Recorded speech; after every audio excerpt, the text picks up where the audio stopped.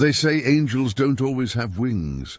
Some ride chrome and thunder. But that morning outside Lone Creek, one little girl's prayer was answered by a man the world feared. When her tiny hands slipped on the well rope, a deep voice asked, "You all alone out here, kid?" Before we start this story, tell us, where in the world are you watching from? Also, please subscribe to the channel. It will help us to bring you more inspiring stories every day. The desert outside Lone Creek woke slow, the horizon glowing faint gold behind dust-blown mesquite. 8-year-old Lila Moore dragged an empty water jug along the gravel path leading to the old community well. Her sneakers were torn, her knees bruised, but she didn't stop. She hadn't stopped in days, not since her mama's lungs turned to fire and her daddy's truck vanished into another town's promise months ago. Every dawn, she filled that jug before the heat came, whispering small prayers into the wind. "Please let Mama breathe easier today." She gripped the rough rope, arms trembling as the bucket rose heavy with water. Her lip quivered, but she didn't cry. Then from behind her a low rumble grew, not thunder but engines. She froze. Out of the rising dust, 6 bikes emerged, their chrome flashing in the morning sun, leather vests marked with hellsangels, Nevada chapter. The lead rider stopped, boots crunching gravel. The man's voice was rough, deep, and curious. "You all alone out here, sweetheart?" Lila spun, clutching the jug to her chest like a shield. The man towered above her, beard dusted gray, tattoos wrapping his arms, a black patch stitched with the name Reaper.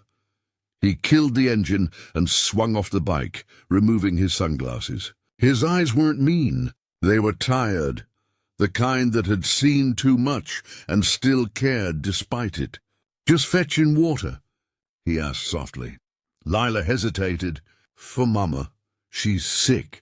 Reaper's gaze flicked toward the distant shack barely visible past the cactus line.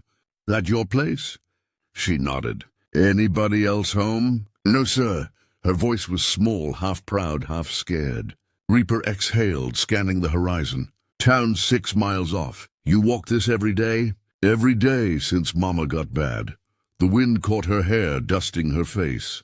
She turned back to the well, gripping the jug's handle. "I can do it myself."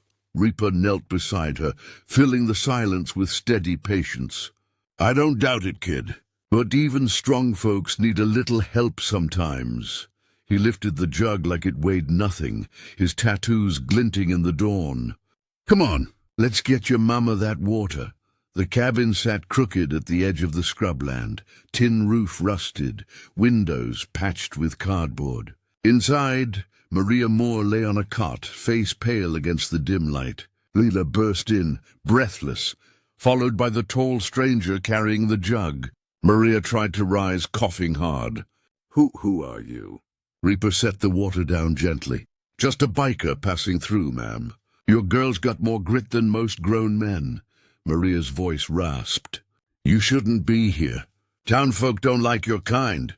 Reaper smirked, leaning against the doorway. "Yeah, I noticed. Don't worry, I ain't staying long." Lila poured water into a chipped glass and handed it to her mother. Maria's trembling hands closed around it. "Thank you, baby." Reaper's gaze moved around the room.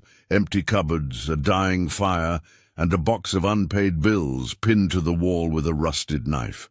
He'd seen hardship before, but not like this. He tipped his head. "You got food?" Maria shook her head. "Ain't much left but faith." Reaper exhaled slowly. "Well," he said, standing tall again, "guess I'll go find us some of that too." Before she could argue, he was gone, the sound of his Harley fading into the dry morning. By afternoon, the heat shimmered across the asphalt road leading into Lone Creek. Reaper parked outside Marty's General, ignoring the wary eyes from locals. He pulled his wallet, cracked leather worn thin, and filled a box with supplies, soup cans, medicine, a loaf of bread, powdered milk. The cashier, a wiry man with a church pin on his shirt, eyed the Hells Angels patch like it was a loaded gun. "You buying charity now, biker?" Reaper's voice was calm, quiet. "Buying groceries." He dropped a few extra bills on the counter and left without another word. Outside, a sheriff's cruiser idled. Sheriff Dalton Pierce, white Stetson shining, leaned out the window. "That woman up on the ridge still alive?" Reaper turned slowly. "She is. Why?" "That land's been for sale 6 months. She won't last the year." Reaper's jaw tightened. "Then maybe she just needs someone to stand watch." The sheriff smirked. "You gonna play hero now?" "Nah," Reaper said, straddling his Harley. "Just a man sick of watching good people get crushed." He revved the engine, kicked up dust, and rode out toward the cabin, unaware that the sheriff's radio crackled with a name he hadn't heard in years. Reaper Vaughn, ex-con, former 1%er. Some ghosts don't stay buried. When Reaper returned at dusk, Lila ran to him barefoot, face lit by a rare smile. "You brought bread." He nodded, setting the supplies on the porch. "And medicine. That cough needs taming." Inside, Maria tried to protest, her pride flickering weaker than the lantern light. "We can't pay you," she said softly. Reaper sat on the floor, unwrapping a can of soup. "Didn't ask you to." She studied him for a long moment. "You a good man, Mr. Vaughn?" He paused, spoon halfway to the pot. "I used to be something else." "Trying to change that." Maria coughed again, then smiled faintly. "Then maybe you found the right place to start." Lila sat cross-legged by the stove, sketching something on a scrap of paper. When Reaper leaned over, he saw a drawing of 3 stick figures, a girl, a woman, and a man with a motorcycle. "That's you," she said proudly. He blinked, caught off guard by the lump rising in his throat. "Guess that means I better stick around a while." Outside, night fell over Lone Creek, the hum of distant engines blending with the desert wind, a promise that something fierce and fragile was just beginning. The next morning broke clear and hard. Reaper was already outside, splitting wood, when Lila appeared on the porch, rubbing her sleepy eyes. "You don't gotta do all that," she said, voice small but firm. He grinned. "Sure I do. Your mama needs heat and I need to keep busy." Lila watched him a long moment, then blurted, "You look like you seen too much." The words cut through him sharper than the axe. "Maybe I have, kid. But seeing you reminds me some things are still worth fighting for." He stacked the logs neatly by the door. From inside came a weak cough, followed by the clatter of dishes. Maria was up, barely. "You shouldn't be working alone out there," she called, voice rasping. Reaper smirked. "Ain't alone, ma'am. Got a new foreman." He nodded toward Lila. The girl stood straighter, proud. For the first time since his own daughter's death 5 years back, Reaper felt something he thought was gone for good. Purpose. That feeling made him dangerous again, not to them but to anyone who tried to hurt them. And trouble was already heading their way. By noon, dust clouds rose from the southern road. Sheriff Dalton Pierce and 2 deputies approached the property, the cruisers gleaming like snakes in the sun. Lila froze on the porch. "That's the man who told Mama we had to move." Reaper's expression darkened. "Go inside, kid." The sheriff stepped out, spitting tobacco into the dirt. "Morning, Vaughn. Thought you left this county years ago." Reaper wiped sweat from his brow. "Guess the wind blew me back." Dalton's smile didn't reach his eyes.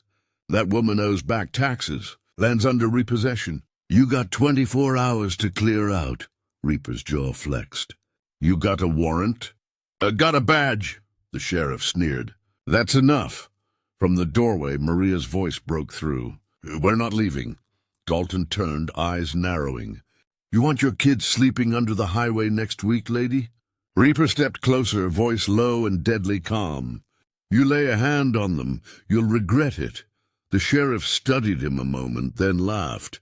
"You think a biker gang's gonna scare me? You're on parole, boy. I could have you back in a cell before supper." Reaper smiled coldly. "Then I'd start running now if I were you." Dalton's grin faltered. He'd seen those eyes before, men who'd buried their mercy long ago. That night, the desert wind carried whispers of engines far off, deep, rolling, familiar. Reaper stepped outside, recognizing the sound immediately. Within minutes, a row of headlights crested the ridge. Black bikes, chrome gleaming under moonlight, red patches flashing. The Hells Angels Nevada chapter had come. The lead rider, Diesel, swung off his Harley, grin wide. "Heard our brother found a cause." Reaper clasped his hand. "Didn't call you? Didn't have to," Diesel said. "Word travels fast when one of ours starts doing something right." Behind him, the other riders dismounted, forming a silent wall of leather and resolve. Maria stepped to the doorway uncertain. Diesel nodded politely. "Ma'am, we don't mean trouble. We just don't let family fight alone." Lila peeked out, eyes wide. "You're really angels?" Diesel chuckled. "Some say that.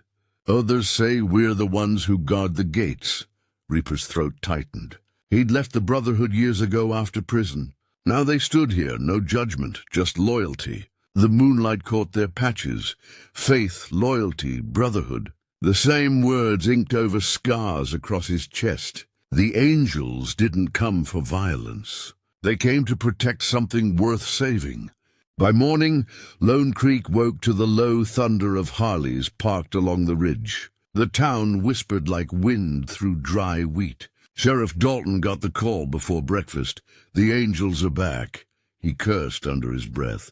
Out at the Moore cabin, Diesel and a few riders reinforced the porch beams, fixed the roof, and delivered food from nearby ranches. "This town's been run by fear too long," Diesel muttered. Reaper nodded, tightening a bolt on the pump.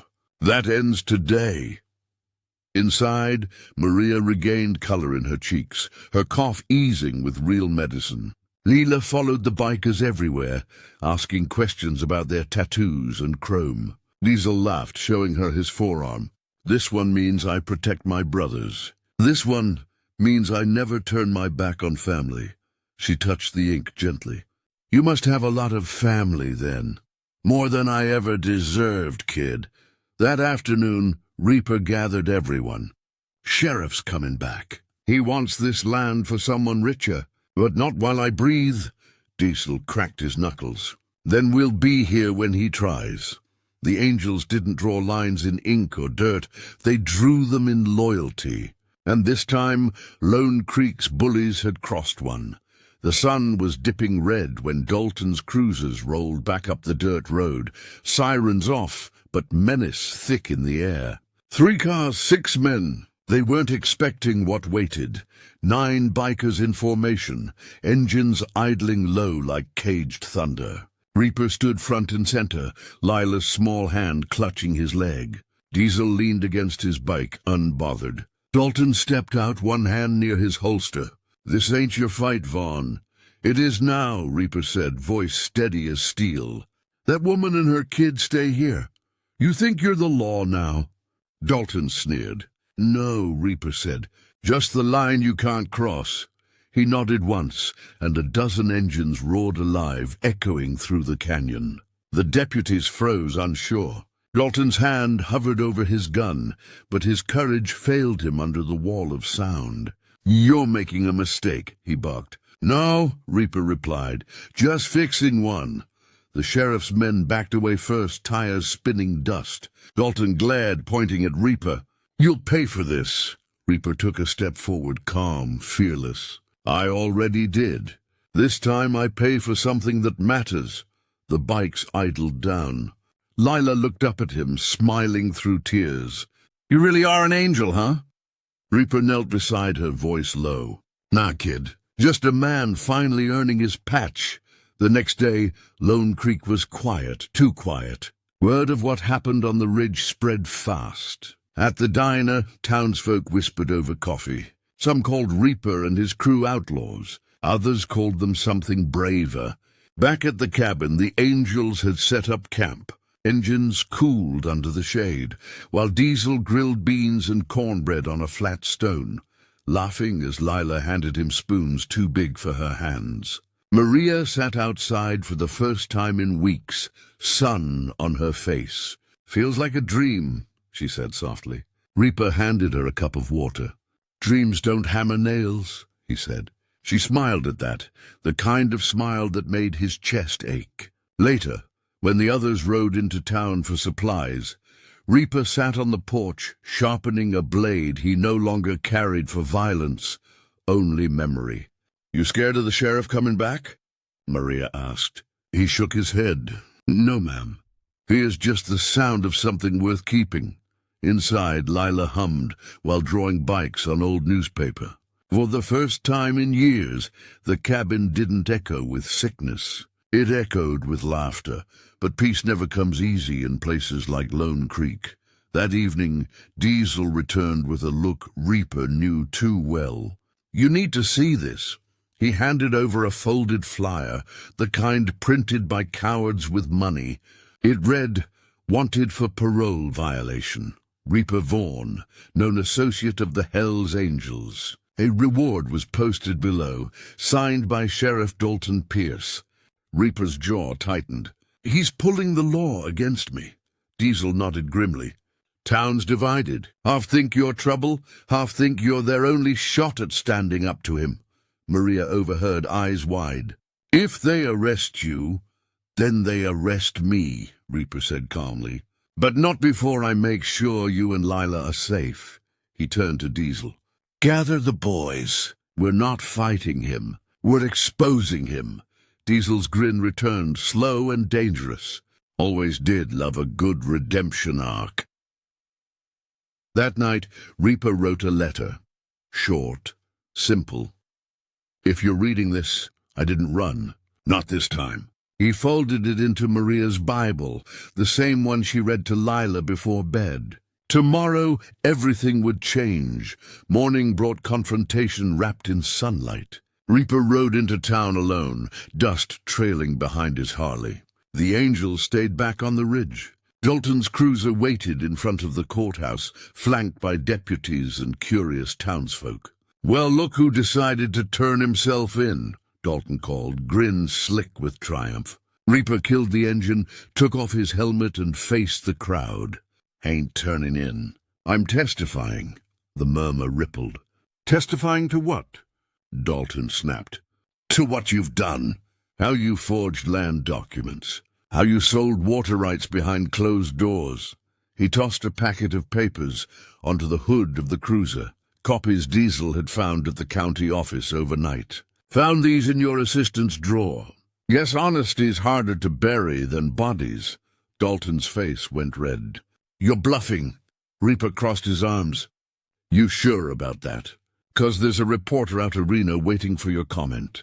Right on cue, an SUV pulled up, a camera glinting through the windshield. The crowd stirred, whispering. Dalton's bluster collapsed into silence. For the first time, Lone Creek saw him sweat. Reaper looked at the people who once feared him.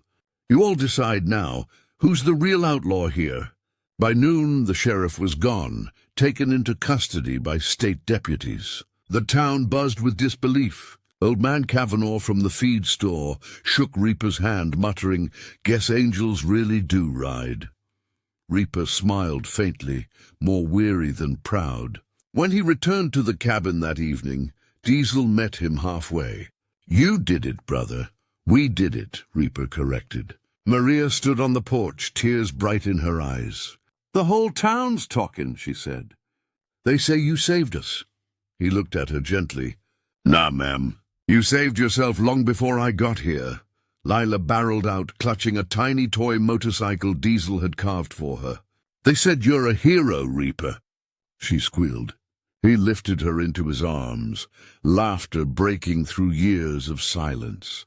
"Hero's a big word, kid. Let's stick with lucky fool." She shook her head. "No, you're my angel." He didn't argue. That night, as stars spilled over the ridge, Reaper sat with Maria on the porch. "You ever think some roads lead where they're supposed to, no matter how far you run?" he asked. Maria took his hand. "Only if you finally stop running long enough to notice." Weeks passed, and the desert softened. The Angels packed their camp, one by one, heading out to other highways and other lost causes. Diesel hugged Reaper tight. "You did good, old man.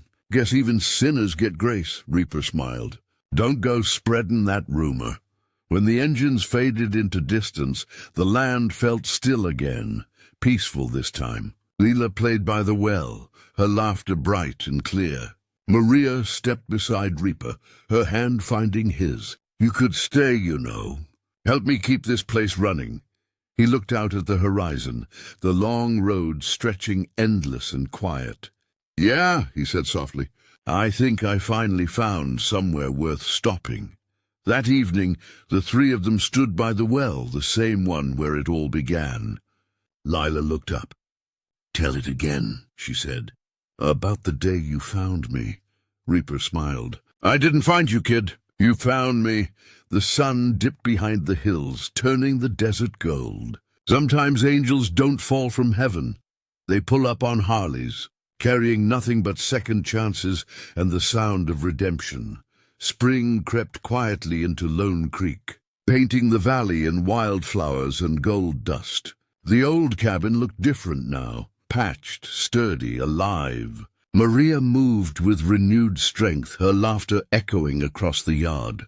Reaper spent his mornings fixing fences and his nights sitting on the porch, sharpening his tools as the desert cooled. Leela raced her small bike in circles out front, its plastic tassels fluttering like flags of victory. "You're getting fast," he called. "Gonna need a helmet soon." "Like yours?" she shouted. "Maybe smaller," he grinned. Inside, Maria brewed coffee with the last of the beans he'd bought weeks ago. She stepped out, 2 mugs in hand. "Town sent word," she said. "They're naming you foreman of the community rebuild." Reaper blinked, surprised. "They trust me that much?" "They trust you more than they trust themselves," she replied. The wind picked up, carrying the faint sound of engines from far away, the angels passing through one last time. Reaper watched the horizon. "I guess the road never really leaves you," he murmured. "No," Maria said softly. "But sometimes it leads you home." That summer, Lone Creek transformed. The townsfolk rebuilt their wells, repaired roofs, and reopened the schoolhouse that had been shut for years. Reaper worked alongside them, his presence no longer feared, but welcomed. Kids followed him everywhere, fascinated by his tattoos and quiet strength. He showed them how to patch tires, mend fences, and ride safely, lessons his own daughter never lived to learn. One afternoon, as he tightened a bolt on the school gate, Lila handed him a crumpled drawing. "It's you," she said proudly. In the picture, he stood beside a woman and a girl, all smiling under a sky full of motorcycles shaped like angels. Reaper's throat tightened. "You got my beard wrong," he teased. "No," she said, serious. "You look kind now." That evening, Maria found him staring at the drawing by lamplight. "You're not who you were, Reaper." He looked up. "Then who am I?" She smiled gently. "The man my daughter calls safe." He folded the drawing carefully, slipping it into his leather vest beside his old club patch. 2 sides of one story, sin and salvation, finally at peace. The day of the town festival arrived hot and bright. It was the first celebration Lone Creek had dared to hold in years. Stalls lined the dusty main street. Laughter rose above music. And for once, everyone belonged. Reaper stood awkwardly near the barbecue pit until Diesel's booming laugh broke through the crowd. "There he is, the legend of Lone Creek." The angels had returned, their vests dusty, their smiles real. Diesel clapped him on the shoulder. "Heard you traded the highway for heartache." Reaper chuckled. "Maybe, but it's the kind that keeps you alive." The bikers joined the crowd, helping kids ride small bikes painted red and white like theirs. Lila paraded proudly in a homemade vest that read "Lil Angel." Maria watched from a distance, her eyes glistening. Later, as fireworks burst above the ridge, Reaper wrapped an arm around her. "You think they'll remember us?" he asked quietly. "No," she said. "They'll remember what you did. That's better." The sky crackled with light, and for the first time since his past caught flame, Reaper didn't flinch at the noise. He'd earned peace, and knew it. Months passed, marked by harvests and quiet nights. Reaper and Maria built a small workshop beside the well, where he repaired bikes and engines for travelers passing through. Word spread. People came from neighboring towns, drawn by the man who'd once been outlaw and now served as Lone Creek's guardian. Every morning, Lila filled her bucket from the well like she always had, but now Reaper walked beside her. "Still carrying the world?" he'd tease. "Nah," she'd grin. "Just water for breakfast." One morning, a young rider stopped by the shop, nervous and lost. "They told me I could find help here," he said. Reaper looked up from his workbench. "You found it." The kid's eyes flicked to the faded patch on Reaper's vest. "You really used to ride with them?" Reaper nodded. "Still do, just in a different way." Later that evening, Maria asked what he'd meant. He smiled. "The angels taught me how to ride. You two taught me why." She leaned in, kissed his cheek softly. "Then maybe the road can rest for a while." Reaper looked at the horizon and finally believed her. A year to the day since that first morning at the well, Lone Creek gathered again. The desert wind was soft, the air humming with warmth. Maria stood beside Reaper, a simple white dress fluttering in the breeze. Diesel officiated with a grin. "By the power vested in me by nobody official," he declared, "I pronounce you husband and wife."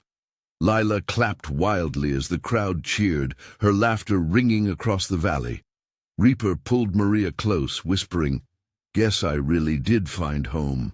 She smiled. "You didn't find it, you built it."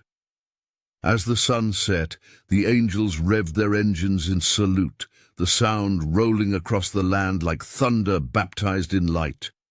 Reaper lifted Lila onto his bike, Maria climbing behind him. "Ready?" he asked. "Always," Lila said, her tiny hands gripping his jacket.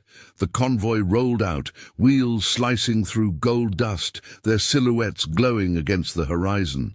Some angels fly, others ride, and in Lone Creek, the roar of their engines carried one truth across the desert.